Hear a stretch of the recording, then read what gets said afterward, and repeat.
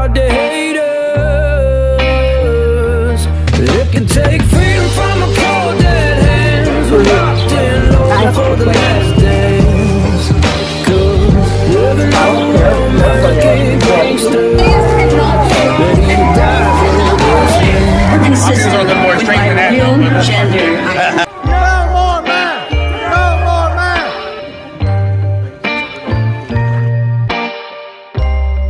Ready to die for this land.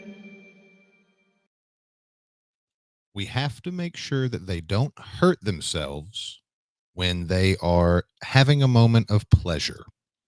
That's the justification that some people are giving when arguing for why certain banned books should be allowed in public high schools, middle schools, and elementary school libraries. Plus, have you ever heard of a teacher calling themselves something other than Mr. or Miss, maybe Mrs.? What would you do if your child came home and told you that they had been required to use a new prefix or preferred pronouns of a student teacher? Plus, with the opioid crisis becoming more and more of a problem and affecting more and more of our youth, and with deadlier substances becoming all the more common, we have to ask ourselves, are local police departments, sheriffs, and law enforcement really doing everything they can to save our children? And then at the end of the show, we're going to give you a little bit of a teaser as to what's coming up this week from the Patriot Punk Network. But before we get started, make sure you go to our website, patriotpunknetwork.com, and sign up for our newsletter. We were going to send one out today, but because of the weather, we've been out doing a whole lot of yard work. We didn't want to just slap something together. We want the newsletter to be something that provides a real value and that you enjoy getting, not something that just floods your spam box. So if you were looking for one today and you didn't receive it, have no fear. We will be sending that out tomorrow. Speaking of tomorrow is tax day. So we wanted to remind everyone to go out and pay your government overlords their share so that they can continue to fund these overseas wars and funnel money through nonprofits that have a stated goal of destroying capitalism. Make sure you file because they need your money. Okay. If you are one of those fortunate few who has gotten a big refund or has a little money left after paying the tax man, consider supporting free speech and going to patriotpunknetwork.com and clicking on the support tab. If you're on a mobile device, you can just click on the three bars at the top. It'll bring down a little drop-down menu. Click on support. On the website, you can watch some of our best videos, catch up on news articles, things that other stations will not cover, and you can even drop us a little bit of support. Unlike other news stations who take money from corporate sponsors, we do not. We are entirely self-funded. Daniel helps me out of the good of his heart and the goodness of his heart. And most of the investigations that are done by the Patriot Punk Network end up costing us money by the time we get done with open records request, gas, and that doesn't even factor into the labor and time it takes to research before we publish something.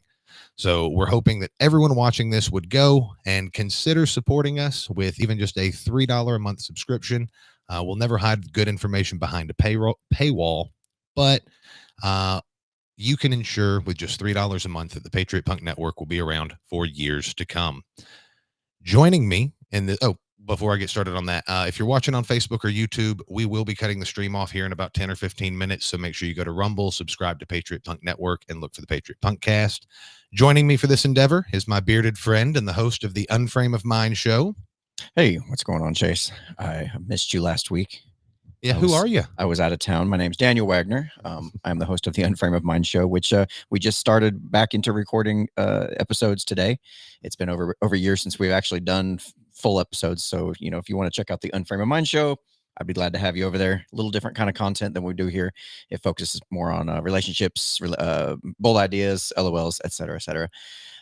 But that being said, we do have a special guest joining us as well by the name of Sheri Super from Moms for Liberty. Hey, welcome to the show. Hey, everybody. All right. And thank you for having me. Yeah, absolutely. If you wouldn't mind, tell us a little bit about who you are. What brings you here to our parts? Well, I'm slumming tonight, so I thought I'd hit y'all up. That's fair. That's fair. No, I'm I'm Sheri Super. I am the chair of Moms for Liberty in Knox County, and I've got about 8 kids, so I'm looking to get away from them for an hour. And we are for parental rights, for standing up for our students, for our kids, and we are waging a war against some of the books and policies and programs that are in our schools that are, the indoctrination of our kids. It's a real thing, folks, and it's happening in Knox County and probably happening in every county in Tennessee. All right. I want to say Knox County is like one of the reddest counties in Tennessee. I think they had one of the highest Trump percentages of any of the major cities, didn't they? Yeah, I want to think it was like 68%, some crazy amount. But the problem isn't that we're not red enough. The parents just don't know what's going on. And I think because we're so red that they don't think it's happening here and that they don't have to worry about it. And it's really unfortunate because they really do need to worry about it.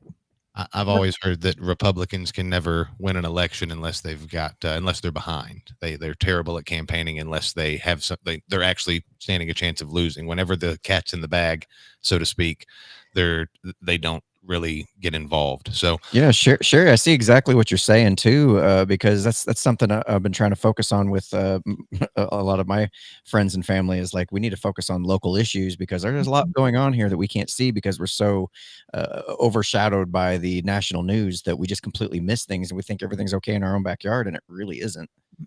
Yep. And yep. Well, if you're watching on Facebook or YouTube, we are going to start off with something I don't want to say even more light. It's actually probably much worse, but it's allowed for the Facebook and YouTube standards. So the opioid crisis. Now, we have this coming from Lebanon Police Department. And Daniel, because my eyes are bad, I'm going to let you go ahead and read that for everybody. I'm working on bring it up right now. Right. Share this tab. We got it. Okay. So that being said, this is the homicide suspect apprehended incident update for 4/11/2024. On March 19, 2023, the Lebanon Police Department responded to a possible deceased female. The preliminary investigation led investigators to believe it was the result of a fatal overdose. Through an autopsy and lab setting, it was determined that the female overdosed on a mixture of methamphetamine and fentanyl. Investigators with our crime investigation division were able to identify Castor L. Williams as the source of the fatal drugs, and evidence was presented to the Wilson County grand jury, who returned 2 indictments for the second-degree murder. This is something that we are, or first off, my thoughts and my condolences go out to the family. I don't think that they've actually identified the woman who was deceased, at least not publicly. If that is the case, if someone has it, please drop us a comment and let us know. But they're starting to charge more and more people with second-degree murder when they provide the drugs or allegedly provide the drugs that result in someone overdosing.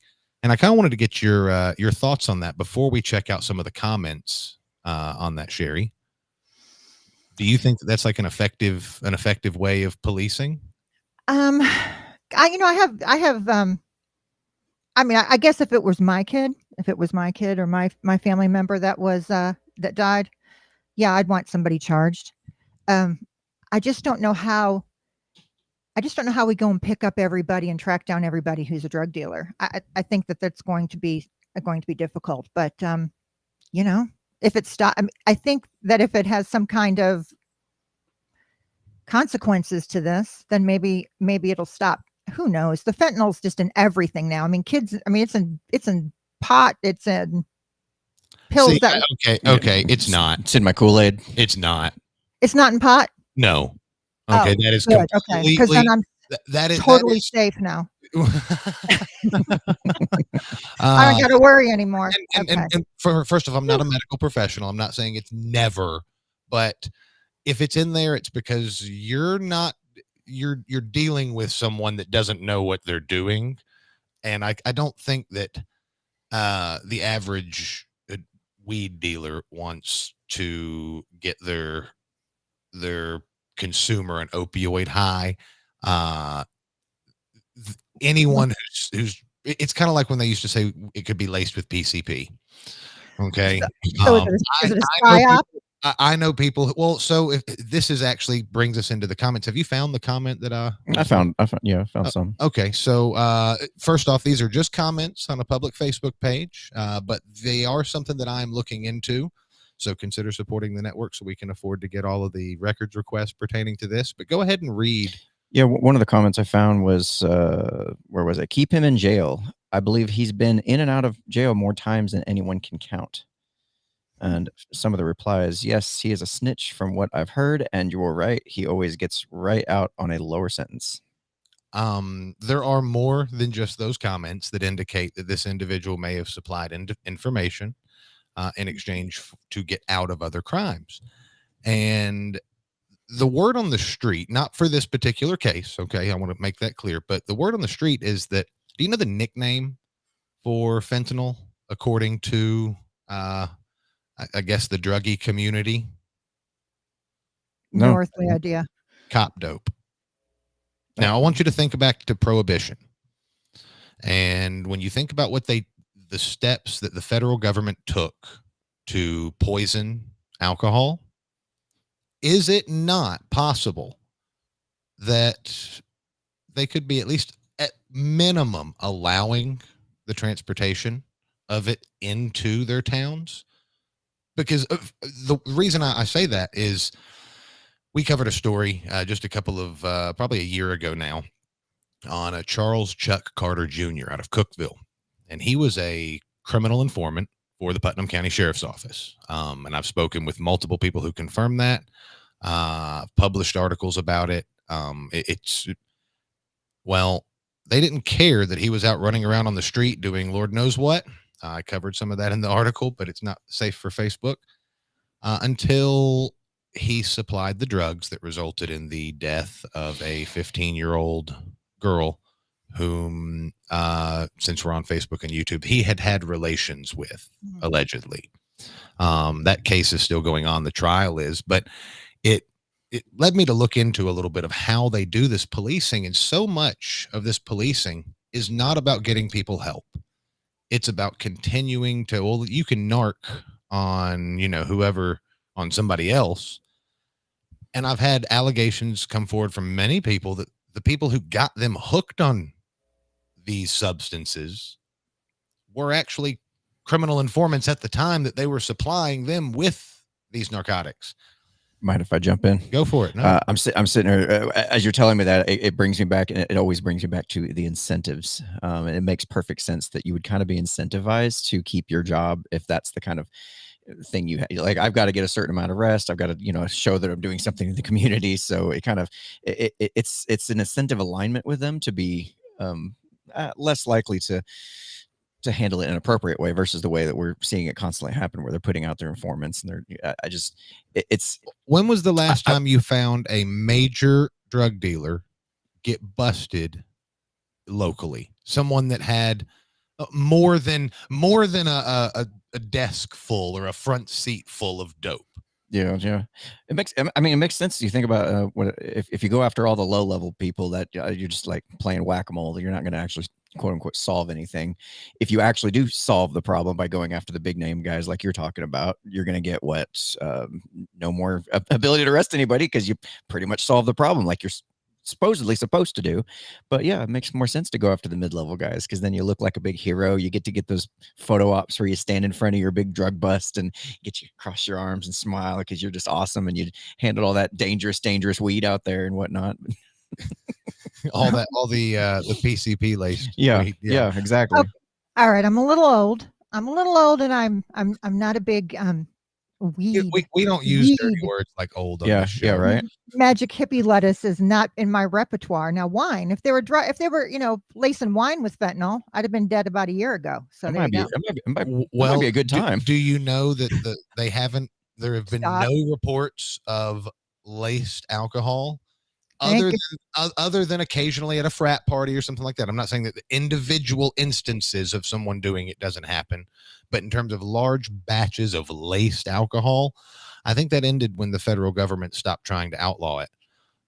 And my thought is, I'm not saying we decriminalize all drugs or that we don't get these people help, but one of the people that reached out to me, and I'm going to report on this in the future, but one of the people that reached out to me said that they had begged to go to rehab, had already arranged a facility to go to, and they were told, no, you're going on this program. And through that program, you are going to, they tried to groom them into becoming, if you help us, we'll make this all go away. Yeah.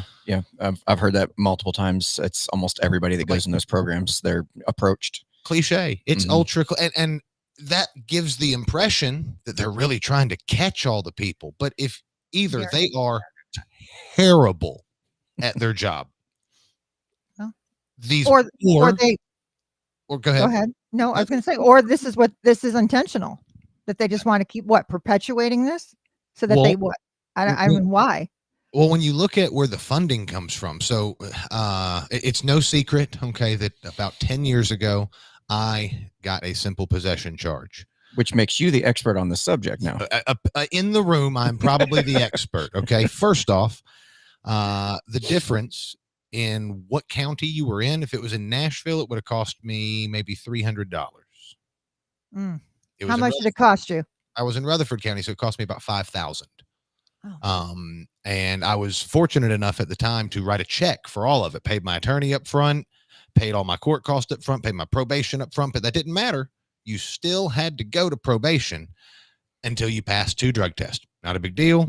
So, but of course, they're not going to just do 2 drug tests because they get paid like $2 and at the time $2-3 a day that you're on probation, and you have to bring a money order with you every week. So they knew I was paid off. Right. So the only reason they had to keep me was to continue to get their money. And it took like 3.5 months to get 2 drug tests out of the way, so that they could continue to collect their money. Then like 2 or 3 years later, it came out that they'd been working some kind of Ponzi scheme, not Ponzi scheme, but some kind of a scheme where they weren't crediting the minutes or the hours correctly. And they were charging everybody like $15 more. And I hate to sound like a liberal on this, but the privatization of the prison system, the making it into a business, the way they've done it, at least, is failed. I'm not saying that we shouldn't find some way of making it not. Well, their idea of privatizing a prison system is to continue to fund it federally, but under private ownership. Well, and there's no. First off, we have a drug issue in this country. It's touched almost every household. It's even touched people that work for the bar associate or for the attorney general's office. Not just opioids, but just addiction in general. And it makes you wonder, is there any other option other than locking them up and putting them on probation? Because I feel like we're not helping anyone. Not to say that we should coddle criminals. Yeah, but I don't think part of the realignment of proper incentives would be something like prevention versus cure. Most of our solutions we keep hearing about are targeted toward, well, they're already addicted to drugs and they're acting a fool. What do we do with them? Like we need the money. Yeah, it's the incentive. It's the prevention versus cure. If we head it off at the pass, and if there's an incentive to keep it from happening in the first place, as far as these people getting tied up on drugs, then you can solve a lot of problems way down the line. Well, do they even have any places to put these guys? I mean, part of the homeless problem is that we don't have mental health facilities. We're putting them in jail, and that's not helping anybody who's on drugs or who has mental health issues. No, it's so they put them on probation, send them back out, and hope for the best, I guess. I mean, but we're certainly not helping anyone. Well, the messed up thing is we already know sorry, I didn't mean to interrupt you. The messed up thing is we already kind of know what's contributing to the drug addiction and whatnot. I think it was what study was that where they had the mice where they sat there and just allowed them. Universe 25. Yeah, they gave them the ability to just basically have cocaine whenever they wanted, and it seemed like the ones that were actually in decent communities and whatnot were less interested in it. They still tried it, but they didn't care. But the more lonely ones were like, "Hey, we'll do it." Maybe that wasn't Universe 25 was one where they basically had all the food that they needed. Yeah, and once they had no reason to continue to struggle or to the thing, it kind of all Mhm. descended into chaos. But Yeah, I'm talking about where they actually gave them access to cocaine, a bunch of cocaine-induced mice. so But the other to finish the point was where to kind of know what causes or what causes this to happen in the first place. A lot of people that are addicts, and I've never been an addict, so I don't know, but this is just from what I've heard reported, is that a lot of them are just trying to feel normal at some point. Like the drugs just kind of bring them up to a certain level of normalcy, and then they just kind of crash back down. They're just constantly trying to at least achieve a level of, and a lot of that is if you can have that for them in the beginning. I wonder how many people, not to say that I know a lot of people are arrested for this kind of thing, without that need to be locked up. They committed a crime. They were swerving all over the road. Right, They were yelling at cars, throwing stuff. They were acting belligerent or stealing something. Mhm. But I wonder how much of our resources we could focus on actually fixing the problem if we didn't. Oh, one of the 2 bulbs on your license plate is out. So we're going to pull you over and we're going to see if we can smell marijuana so that we can search for other drugs, because you can't smell. I mean, you can smell crack if someone's been smoking it, but like, it's not something like the smell of skunk that's, if it's in your car, they're going to smell it. So it makes me want to literally carry a dead skunk in my vehicle just for them to have something to find. I wanted to, and then we're about to kick off of Facebook and YouTube, so make sure you find us on Rumble. But before you do, I wanted to propose an idea, and I'm not encouraging anyone to do this. I want you to consult with your attorney before taking any advice from this show. But I wonder what would happen with CBD, Delta 8 flower, and everything being available now. If you could just roll that up, bump some like Lil Boosie or some like old school Lil Wayne, some like hard school rap. Make sure you've got like a hoopty too, okay, with like a rattling trunk, like a '93 Ford Ranger. No, like an '88 Lincoln Continental or something. Okay, yeah, like a real with the boot in the trunk. Yeah. And you just roll up like 3 of those fatties. You roll the windows down, blast in some song, and you just until you drive around the police station until you get pulled over. Because like you have to keep it in the package until it's like what are you going to do? Well, it's already being consumed. I can't smoke it in the package. They haven't figured that part out yet. But anyway, if you're on Facebook or YouTube, we will see you over on Rumble on X, and then we're going to get into these dirty books. Ooh.